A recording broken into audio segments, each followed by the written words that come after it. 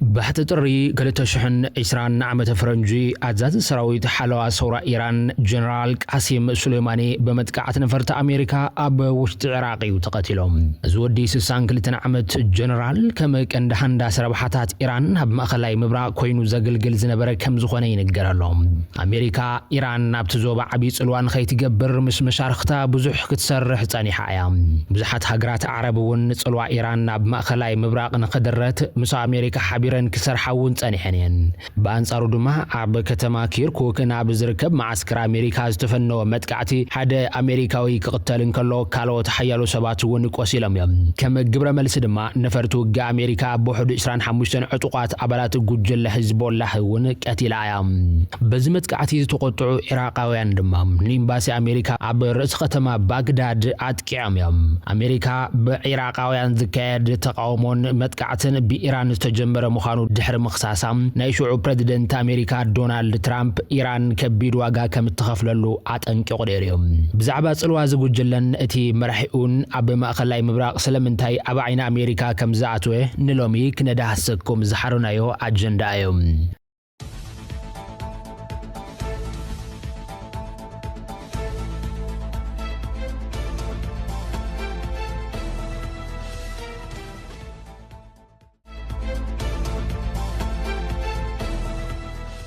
إيران أنصارتها من حنحتها زخونة سعود عرب أب مأخلاي مبراق أب زقبر استراتيجيكاو صلوام بقفح تعود كم زلان أب لندن زمدبرو علم لخاوت كال استراتيجيكاو مصنعتي حبر تا أب زوبا مأخلاي مبراق اندتوا دريت إيران زخونة سعود عرب بليونات دولارات زواجو أسوار معربوان بغندو كاب عباي بريت أنا كم تشمتي نقرالام يهون مبر تا أقدا معربوان حقرات تنبير لازن برن زولون نتي أب زوبا مأخلاي مبراق زقبر زلو ددر نابرب حاكت كيرو كيلام إيران أب وشت أو قدات سوريا ليبانوس إيراق كم واليمن أقداس زخونة صلوا كم زلوا يقلات إيران بسلحتها ومن قدي مساب مأخلاي مبراق زلو زي من قستويان قجلتات زي بتخ محزنتون كتمسرت بقي عام كابش حنت شعات 207 آيات الله خاميني نابر سغتما تهران كاب زملس جميرو إيران نت إسلام أو سورا وسنا حسابات كاب دوبات وصعب مسفح مساب ليبانوس زركب عطو قجل حزب الله ون سرح تاني حيام اتي كلتميتن عسته شوعتن قطعت زلو ناي إيران مربب صلوان أب مأخلاي مبراق بزبل عرست تدالو بزعبا إيران وتهدرو عماماتنا بزوبا مأخلاي مبراق زرزراو مصنعتي حيزو يركب اتسأب كم زحبرو سلاماو ريبابليك إيران نتي أب مأخلاي مبراق زلو ناي حيل ميزان نابر بحاق ايراتو كم زلاوني حبر اتسحفاي كم زملاختو إيران نتي كتعوتلو زخالت مس سالثي أكال حيلتات بمسرحن بتعطاطا في زخونة مشتراوي صلواتاتن بمتقام مخوان إزمقوت نتقن دحمرت نايزا عود دمام أبتي أكال حلوة أسلامة وصورة إيران زخونة قدوس استوالو حيلتات زتمركو سيم زوم حيلتات مراحي أمن ميجور جنرال قاسم سليمانن بإسلامة وصورة إيران آياتوله سيد علي خامنئي يمزمر حنيرم مراحي أم نبر ميجور جنرال قاسم سليمانن اتي أبز حلفو سومنات استقتل مراحي إسلامة وصورة إيران زخونة آياتوله سيد علي خامنئي يمزمر حم أبكلتش حن سلستن بمنقست أمريكا زمرح كيدان نصادام حسين مس عليو قدوس زتبهلو حيلتات إيران أب مأخلاي مبراق نزركبو عطوقات حيلتات معلامن جنزب صوارب معدالن توافيرو كم زنبرن بأمريكان مشارختان كخصاص تنهيهم ز حيل زي لومود بزيكون منقدي أم معبال سبال بنفرتن مرببا ويدما سايبر متقعتات وني نتفيهم بريزيدنت أمريكا دونالد ترامب نحلوا سلامة وشورى إيران أب مزقب قبرش برا كم زاتوون ذكرهم إيران ون بوغنا نتي بروكيتات ميسايلات نبا حمد تغيرو زلا مدبر ابوش مت زركب سراويت امريكان كم جبر بعداو جوجله كم تريو نفليتام ابتو زوبا زركب وتهدرو معسكرات امريكا خا اب حدغا كود كم زخل كتطنقق طنحيام ايران بزعبات زوص مصنعتي املكيتا اب ذهب توريتوم ات مصنعتي بزعبا ايران استصاوت تاونتاو قد زارب انت خوينو كم تقبلن بمغلاص اخبروت كم زغباو ملكيتا يام ني ايران غوسيو سرح بوليسي اي سرحنيو ايران نخلو تصابوتات مكيتا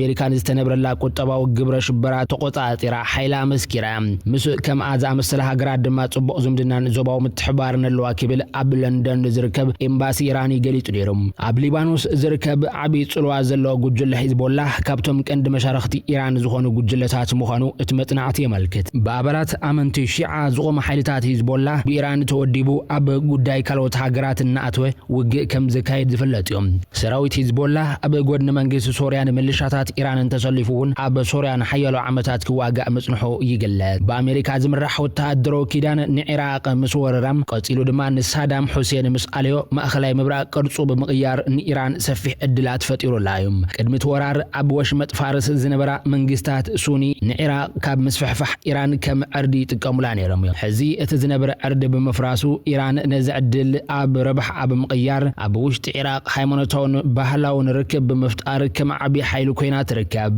ኢራን ኣብ ምምልማልን ምምዕባልን ወተሃደራት ኢራቅ ከምውን አንጻር ዳዕሽ ኣብ ዝግበር ውግእ ብዙሕ ከም ዝተሳተፈት ይንገረላ እንተኾነ ግን ብዙሓት ኢራቃውያን ምትእትታው ኢራን ብምቋም አንጻር እቲ ብመንግስቲ ኢራን ዝድገፍ መንግስቲ ኢራቅ ናዕብ ከካይዱ ጸኒሖም እዮም መንግስቲ ሶርያ እውን ቀንዲ ዓርኪ ኢራን ነይሩ እዚ ብውግእ ሓደ ተሓሚሳ ዘላ ሃገር ሓይልታት ኢራን ሂዝቦላ ከምውን ሩስያ ንመንግስቲ በሽር አልአሳድ ካብ ተቃወምቲ ሓይልታት ከድሕነውን ክኢሎም ነይሮም እዮም እቲ መጽናዕቲ ከም ዝሕብሮ ኢራን ኣብ ውሽጣዊ ጉዳያት ሶርያ ተወቲፋ ንእስራኤል ጸገም ፈጢራትላ ከም ዘላውን ከም መላኽት ጸኒሖም ኣብዚ ሕዚ እዋን ኢራን ኣሜሪካ ነቲ ዞባ ገዲፋ ተኽትወጽሞ ኣብቲ ከባቢ ዓብላል ወተሃደራዊ ሓይሊ ክትከውን ዝዓለመ መጥቃዕታት እውን ትፈጽማላ እንተኾነ ግን ስዑድ ዓረብ ባህሬን ከምውን ኢማራት ዓረብ ኣሜሪካ ተቕሊላ ክትወጽእ ከም ዘይደልያውን ይዝንገረለን ኣብ 2011 እቲ ብዓረባዊ ቀውዒ ዝጽዋዕ ህዝባዊ ናዕቢ ምስ ተጀመረ ኢራን ነቲ ኩነታት ተጠቒማትሉ ነቲ ኣብ ባህሬን ዝተጀመረ ናዕቢ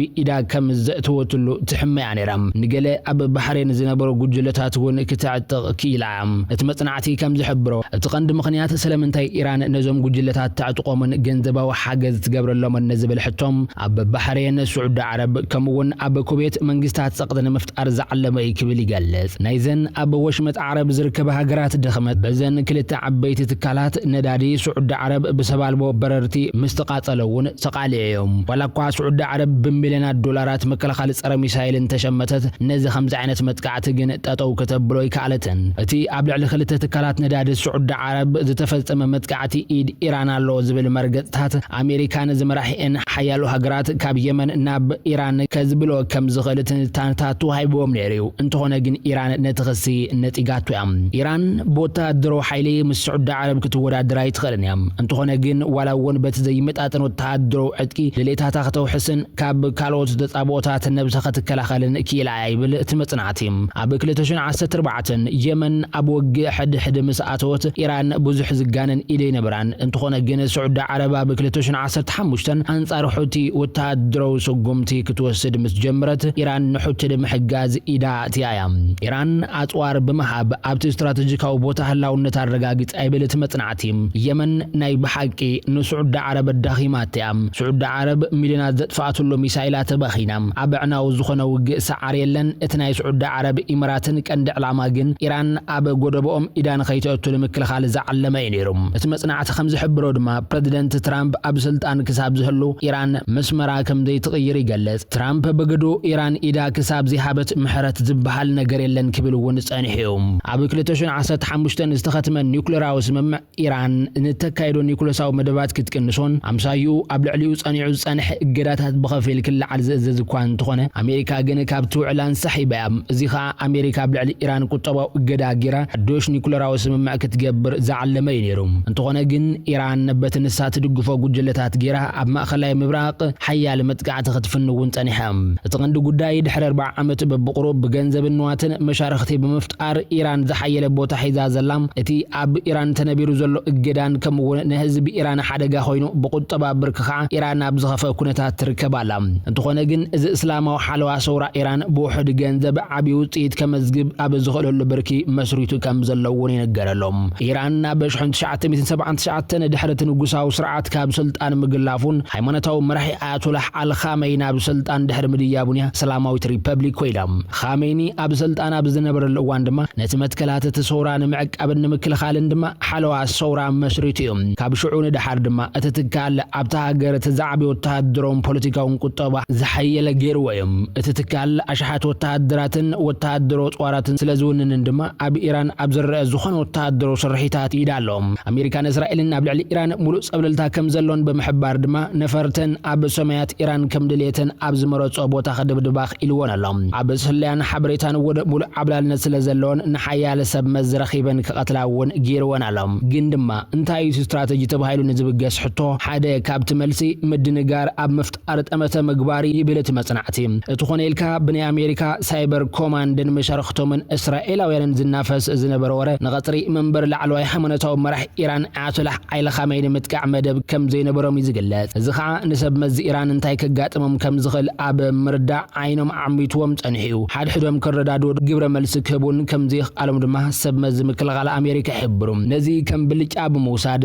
ኣብ ቀዳማይ መጥቃዕቲ ኣብ ዝተፈላለየ ቦታ ብልዕሊ ሰብ መዚ ኢራን ናይ መቕታል ስጉምቲ ተወሲዱ እቶም ክቕተሉ ዝተደለዩ ላዕለዋይ ሃይማኖታዊ መራሒ ኣያቶላህ ዓይለ ኻሜኒ ዝርከቦም ላዕለዎት ሓለፍቲ ኢራን ብሲአይኤ ሞሳድን ካልኦት ሰላያዊ ትካላት ኣሜሪካን እስራኤልን ንኣዋርሕ ክከታተልዎ ድሕሪ ምጽናሕ ኣብ ዝሓለፈ ሰሙን ተቐቲሎም እዮም እቲ ምክትታል ከዓ ናይ ኢራን መራኸብታት ብማዕዶ ሰርሲርካ ብምእታውን ብዘለው ንስለያ ዝተዋፈሩ ሰባት ጌርካ ብሞሳድ እናተማእኸለ እዩ እቲ ወፍሪ ተኻይዱ እቲ ውጤቱ ድማ ዘሰንብድ ነይሩ ሓላቓ ስታፍ ሰራዊት ሚኒስትር ምክልኻልን ሓላፊ ሓለዋ ሰውራ ኢራን ካብቶም ዝተቐትልዮም ብዓብዪ ኸዓ ላዕለዋይ ሃይማኖታዊ መራሒ ኢራን እውን ተቐቲልዮም እቲ ናይ መቕታል ስጉምቲ እስራኤል ከም ዝካየደቶ ባዕላያ ትገልጽ ኣሜሪካ ብግዳ ኣብቲ ናይ መጀመርታ መጥቃዕቲ ኣብ ልዕሊ ማእኸላት እዝን ቁጥጥርን ኢራን ኣብ ልዕሊ መደበራት ባላስቲክ ሚሳይላትን ኣብያተ ጽሕፈት ስልያን ከም ዝደብደበት እያ ትሕበር ኣቦ እምበር ናይ ቴሌፍንታዊ ሓይሊ ዳንኬን ኣብ ዝሃቦ መግለጺ ብቐንዱ ኣብ ልዕሊ ኢራናውያን ምድብዛዝን ምድንጋርን ዝብል ሜላ ከም ዝተጠቕሙ ሓቢሮም ቀንዲ ዕላማ ኣሜሪካን እስራኤልን ከዓ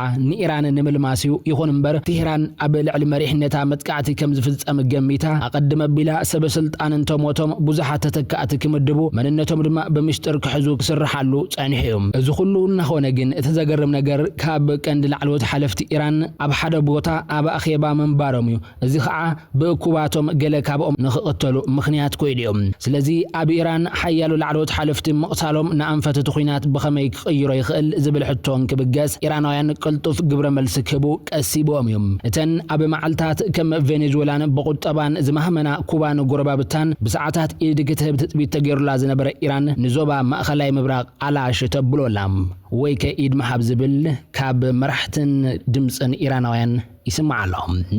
ዝኸበርኩም ተመልከቲ ዳሳስና በዚ ከምቢትና ለና ንሰናይ ምክታልኩም ነመስገን